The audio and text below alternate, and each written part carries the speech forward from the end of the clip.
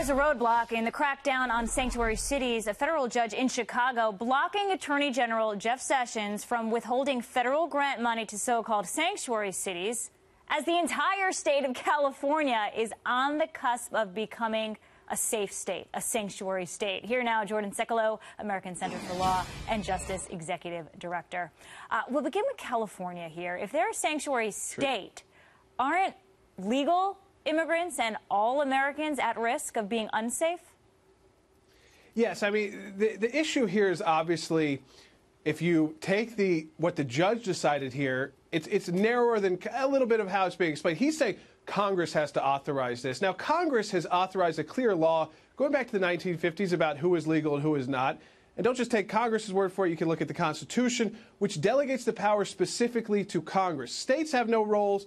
Cities have no roles. And I think you can't have it both ways. If you are on the left and you argued against Arizona being able to enforce any kind of immigration laws through its local police, laws that already exist on the books, and you won, and now you're saying the federal government can't authorize laws on the books because Congress has to act again.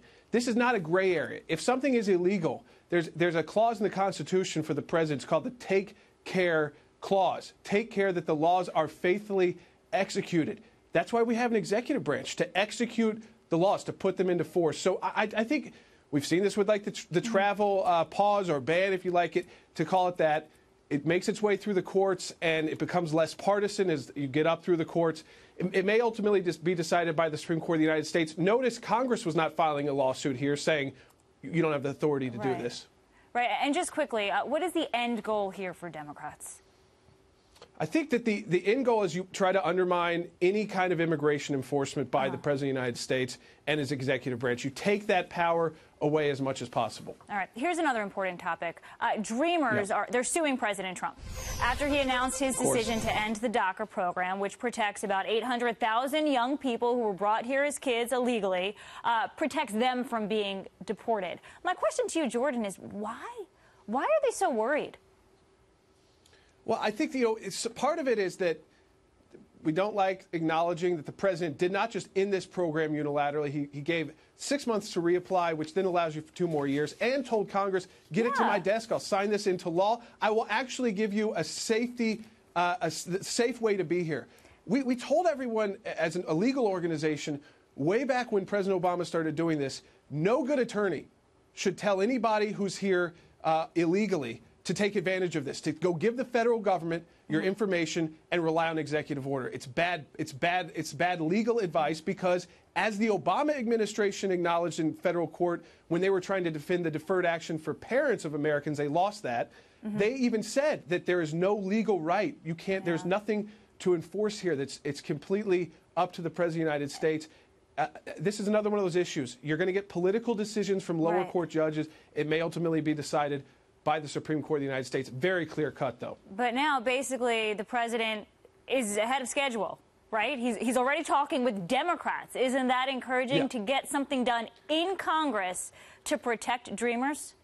Are you encouraged that he's working with Democrats?